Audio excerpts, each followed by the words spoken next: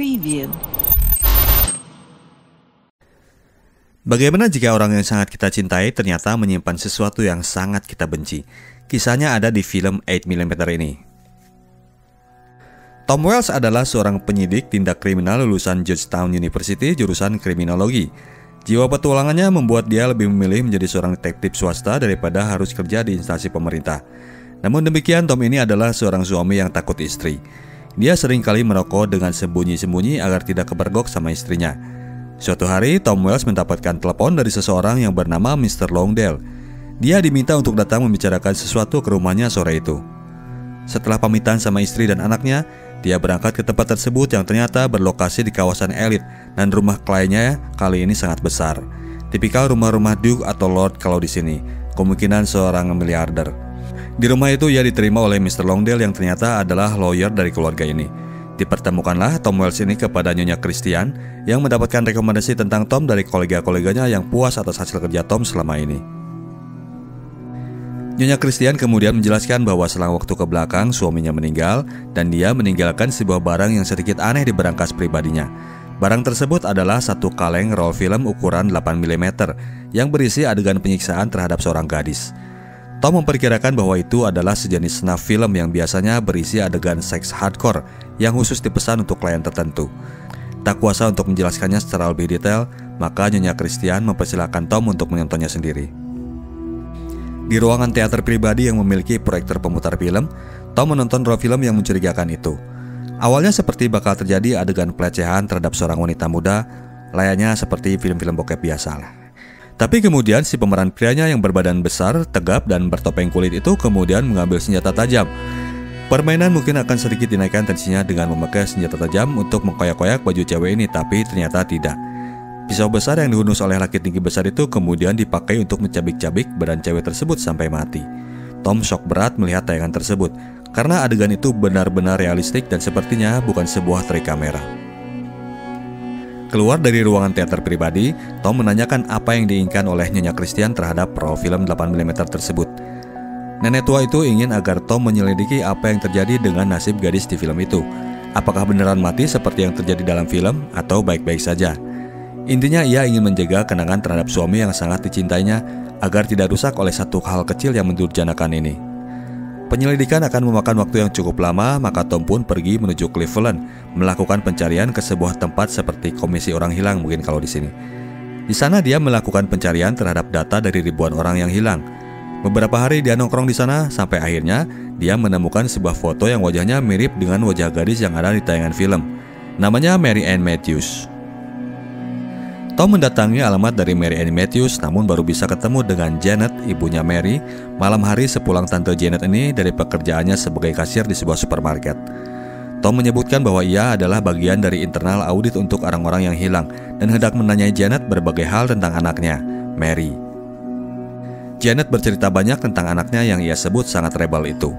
Mary sering bolos sekolah, sering bohong, sering nyelinap keluar rumah malam-malam, dan ia sering bertengkar dengan anaknya tersebut. Mary sangat membenci kehadiran papa tirinya karena ia bukan papa kandungnya.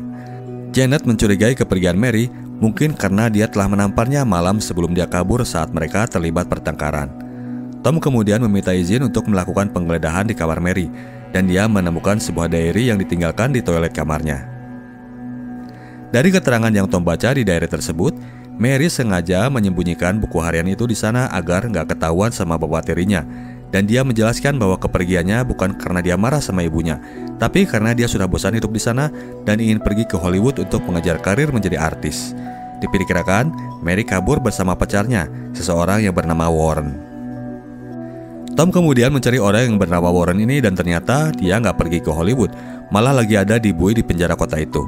Dari Warren ini, Tom mendapat info bahwa pada akhirnya Mary memang pergi ke Hollywood, namun gak bareng sama dia. Setelah pamitan kepada Janet, berangkatlah Tom menuju Hollywood, kota impian para pemimpi yang kadang berhalusinasi bahwa dengan perginya mereka ke sana akan bisa dengan mudah untuk mencapai impian mereka. Tom menyusuri jalanan kota ini dari bar tete satu ke bar tete lainnya dengan berbekal foto Mary. Gak satu pun yang mengenalinya. Kemudian dia sampai ke sebuah toko hiburan yang menjual segala macam apparel seks mulai dari sex toys, majalah-majalah seks kelas hardcore sampai ke video-video yang hardcore punya. Dia pun melihat sejenis topeng kulit mirip seperti yang dipakai oleh Algojo pembunuh di film yang tengah ia selidiki. Berkenalanlah ia dengan penjaga tokonya yang bernama Max, seseorang yang eksentrik tapi punya sisi intelek yang diperankan oleh Joaquin Phoenix. Meskipun bekerja di toko perlengkapan seks, bacaan sehari-harinya adalah novel-novel sastra kelas berat. Di kamar hotelnya, Tom menonton lagi film peninggalan konglomerat legendaris tersebut dan dia menemukan sebuah fakta baru. Di balik pintu ruangan pembunuhan itu, dia melihat sesuatu dan setelah dia memprosesnya di sebuah lab untuk dimunculkan detail dari gambar tersebut, itu adalah gambar sosok orang yang seolah lagi menonton adegan tersebut. Tom kemudian berkeputusan untuk merekrut Max sebagai asistennya agar ia bisa mendapatkan info yang lebih dalam mengenai dunia industri porno underground tersebut. Max pun setuju, namun sebelumnya Max memperingatkan Tom bahwa ia akan melihat hal-hal yang belum pernah ia lihat sebelumnya dan hal itu akan terus melekat di ingatannya. Kalau kita berdansa dengan setan, setan tidak akan berubah, setan tetap setan, tapi dia yang akan bisa merubah kita, kata Max. Santai aja, gak usah mikirin saya, kata Tom. Malamnya mereka jalan-jalan ke tempat-tempat dunia underground porno itu berada. Tempat pertama adalah tempat para Latinos yang memproduksi jenis-jenis video bondage dengan pemerannya wanita-wanita Latin dan dijaga pula oleh bodyguard-bodyguard Meksiko yang serem-serem. Tempat kedua adalah sebuah basement yang menjual video-video yang juga ekstrim punya, mulai dari jenis anak-anak sampai ke jenis perkosaan dan penyiksaan. Sakit-sakit emang. Tempat ketiga lebih gila lagi, segala jenis kegilaan seks ada di sini. Dan di sini Tom membeli 2 buah tape film yang katanya paling sakit yang pernah dibuat. Film itu berisi jenis penyiksaan terhadap perempuan yang berakhir dengan dibunuhnya perempuan yang dipasung itu. Setelah menonton kedua film tersebut, mereka mendapatkan kesimpulan bahwa pemeran wanita di 2 kaset ini pemerannya sama. Berarti film-film tadi masih mempergunakan trik kamera dan tidak terjadi pembunuhan yang real. Penyelidikan masih harus terus dilanjutkan. Tom kemudian mendatangi sebuah gereja yang dimanage oleh para biarawati, tempat yang biasa didatangi oleh para perantau untuk numpang tinggal, dan ternyata mereka mengenali wajah Mary. Mereka mengiyakan bahwa Mary memang sempat tinggal di sana untuk beberapa waktu sampai akhirnya Mary menghilang, namun dia masih menyimpan kopernya di sana. Tom ini mengaku disuruh oleh orang tua Mary untuk mencarinya, maka dari itu biarawati tersebut menitipkan koper Mary kepadanya. Di kamar hotelnya, Tom menggeledah koper itu dan dari diary yang ditemukan di sana, dia menemukan sebuah alamat dari sebuah tempat rumah produksi film. Tom mendatangi sebuah tempat yang ada di catatan Mary, namanya Celebrity Film. Di kantor PH yang babuk ini, dia melihat puluhan cewek seksi siap untuk di-casting, dan pastinya bukan di-casting untuk film sejenis drama atau komedi. Tom memperlihatkan foto Mary ke si pemilik tempat itu yang bernama Eddie Poole. Si Eddie Poole ini mengaku gak pernah melihat cewek itu, tapi tampangnya agak mencurigakan dan kasar pula. Dia langsung mengusir Tom setelah dia menjawab pertanyaan Tom. Itu cukup untuk menjadi sebuah indikasi bagi Tom untuk terus menyelidiki orang ini. Maka dia pun saat itu langsung menyewa sebuah kamar di gedung seberang yang ruangannya persis berseberangan dengan ruangan kantor Eddie. Malamnya Tom menyelinap masuk ke kantor Eddie Poole untuk memasang sebuah alat penyadap di telepon Celebrity Film. Tom terus memantau perkembangan di sana dan pada suatu malam Eddie mendapatkan sebuah telepon dan langsung pergi. Tom mengikuti Eddie sampai di suatu tempat sedikit di luar Hollywood. Eddie berhenti dan memasuki sebuah rumah yang rimbun dan tidak terawat. Tom mengikutinya sampai di luaran rumah dan dia melihat sebuah produksi film sedang dikerjakan. Tom tidak bisa bertahan lama di sana karena dia keburu dipergoki oleh seseorang yang melihatnya sedang ngintip ke dalam. Namun Tom masih bisa melarikan diri. Besoknya Tom berusaha untuk melakukan pancingan. Dia menelepon Eddie dan bilang bahwa ia tahu apa yang telah dilakukannya dan ia akan membocorkan hal itu dan akan membuat Eddie hancur. Eddie terpancing oleh telepon tersebut karena begitu ia selesai menerima telepon dari Tom, seketika dia terlihat gelisah dan langsung menelepon seseorang. Hasil trace dari telepon yang dituju Eddie adalah sebuah nomor telepon daerah New York terregistrasi atas nama Dino Velvet. Itu kemungkinan adalah Dino Velvet, kata Max ketika Tom menanyakan hal itu kepadanya. Dino Velvet ini seorang sutradara bokep berkelas di tataran dunia underground perbokepan. Maka dengan ditemani oleh Max, mereka terbang ke New York untuk melakukan penyelidikan selanjutnya. Di New York, mereka langsung mendatangi kantor Dino Velvet dan tanpa basa-basi langsung menawarkan sebuah job untuk sutradara sinting ini. Dino Velvet ini adalah filmmaker dari film-film erotis yang mencampurkannya dengan adegan kekerasan dengan style yang artistik ala Dino Velvet, beraroma gotik dan gelap. Di film-filmnya sering tampil seorang algojo tinggi besar dan bertopeng kulit yang ada di film Mr. Christian dan mempunyai ciri yang sama pula. Ada tato logo bintang taut di tangannya. Bertemulah Tom dan Max dengan sutradara sakit ini yang susah banget buat ditemui, laganya udah kayak sutradara papan atas kelas Hollywood. Mereka pun deal untuk melakukan sebuah produksi yang terdiri dari 3 pemeran. 1 perempuan blond, 1 perempuan kulit hitam, dan seorang algojo tinggi besar bertopeng tersebut yang sering dipanggil dengan sebutan The Machine. Dan satu kondisi yang diminta oleh Tom, ia ingin diizinkan untuk menonton produksi dari filmnya. Setelah perjanjian itu dilakukan, Tom langsung meminta Max untuk pulang ke Hollywood karena step berikutnya ia tidak lagi membutuhkannya, dan kali ini mereka memang lagi berurusan dengan orang-orang yang betul-betul terganggu sehingga kondisinya mungkin sangat berbahaya. Max keberatan karena ia ingin menuntaskan penyelidikan mereka sama-sama, tapi Tom kekeh Max harus pulang. Besoknya Tom datang ke lokasi studio yang diberikan oleh Dino Velvet, sebuah gudang besar di pinggiran pantai kota New York. Dino sudah hadir di sana sedang mencoba-coba sebuah pistol panah, dan mesin pun tanpa sudah hadir pula di sana. Tinggal menunggu pemeran ceweknya katanya. Saat Tom sedang asik lihat-lihat lokasi syuting, tiba-tiba Dino menodong Tom dengan senjata panahnya dan meminta Tom untuk menyerahkan pistolnya. Dino pun menyuruh mesin untuk membawa 1 orang tawanan yang berhasil ia bawa, yang ternyata itu adalah Max yang sudah dalam keadaan terikat dan mukanya bonyok berdarah-darah. Tidak lama kemudian datang mobil sedan mewah ke gudang tersebut, dan itu ternyata adalah Eddie Poole dan Mr. Longdale, pengacara dari keluarga Christian tersebut. Ternyata produksi film snuff itu adalah peran dari Mr. Longdale yang mengatur, mempertemukan Mr. Christian kepada para filmmaker ini. Tom pun segera diminta untuk menyerahkan roll film yang dipegangnya. Maka berjalanlah ia seraya ditodong oleh Mr. Longdale ke mobilnya untuk mengambil roll film yang ia simpan di bagasi mobil. Mr. Longdale ini nggak nyangka kalau penyelidikan Tom bakal sampai sejauh ini. Jadi selama ini dia memang terus mengikuti perkembangan Tom. Tom mengambil roll filmnya itu di bagasi sambil menyelipkan sebuah kunci tag ke balik jaketnya. Kembali ke studio gudang, Tom meminta Dino untuk membebaskan Max sebelum ia menyerahkan roll film tersebut. Namun bukannya dibebaskan, Max malah dihabisin sama si mesin. Roll film itu pun direbut dari tangan Tom, dan Tom diborgol keranjang yang biasa dipakai sebagai properti syuting. Roll film itu dibakar oleh Dino dan hilanglah bukti fisik dari kasus kematian Mary Ann Matthews. Sebelum dia akan dihabisi, Tom segera menyebutkan fakta yang dia dapat tadi sewaktu jalan bareng Mr. Longdale, bahwa sebetulnya deal antara Mr. Christian dan Mr. Longdale itu mencapai budget $1 juta. Dino dan Eddie kaget berat karena mereka hanya dapat semprit saja dari proyek tersebut. Maka sekarang serangan beralih ke Mr. Longdale yang meskipun dia lagi megang pistol, tapi nggak terlihat menakutkan buat Dino dan Eddie. Kesempatan ini digunakan oleh Tom untuk mengambil pistolnya yang tergeletak di meja properti di antara pisau-pisau milik mesin. Terjadi adu serang di antara Dino dan Mr. Longdale yang mengakibatkan kematian terhadap keduanya.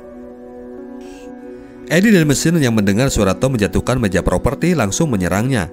Mesin berhasil menerkamnya duluan, tapi kunci T yang tadi diselipkan di jaketnya berfungsi sekali buat menusuk sosok monster berbadan besar tersebut. Tom berhasil kabur keluar dengan menembak borgol yang menjeratnya dan kabur dari tempat itu. Dari sana dia langsung ngegas menelpon istrinya agar dia segera pindah ke rumah kabin mereka. Lalu Tom menelpon Nyonya Christian untuk mengabarkan bahwa Longdale ada di balik produksi film tersebut dan si gadis yang ada di film itu mati dalam lokasi produksi. Mereka sepakat untuk bertemu malam itu pukul 8 malam. Sebelum menutup teleponnya, Nyonya Christian masih sempat menanyakan nama dari gadis tersebut. Tom mendatangi rumah kabin miliknya dan keluarganya ada dalam kondisi yang aman. Melihat Tom sedang dalam kondisi yang gak karuan, istrinya meminta agar ia tinggal dengan mereka. Tapi Tom yang harus pergi ke rumah Nyonya Christian lebih memilih untuk pergi meninggalkan keluarganya. Kasus yang genting ini begitu menyedot konsentrasinya, ia lebih memilih untuk mengabaikan keluarganya. Lalu dia pun pergi menuju rumah keluarga Christian pukul 8 malam seperti yang dijanjikan. Namun ternyata saat ia sampai di rumah mewah itu, suasana di sana sedang berkabung. Nyonya Christian telah memutuskan untuk mengakhiri hidupnya, kecewa mendengar apa yang telah diperbuat oleh suaminya yang sangat ia cintai. Namun demikian ia masih menitipkan 2 buah amplop lewat pembantu rumahnya. Satu ditujukan untuk keluarga Mary Ann Matthews dan satu lagi untuk Tom.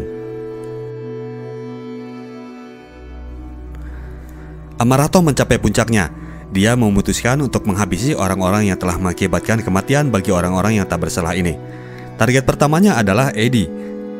Eddie ia temukan di rumah tempat dulu Tom pernah ngintipin produksi filmnya. Setelah diajak berkeliling untuk melihat lokasi di mana terbunuhnya Mary, dia membunuh Eddie dengan kejam, membakar tubuhnya beserta stok film-film porno yang ada di bagasi mobil produser film bokep tersebut.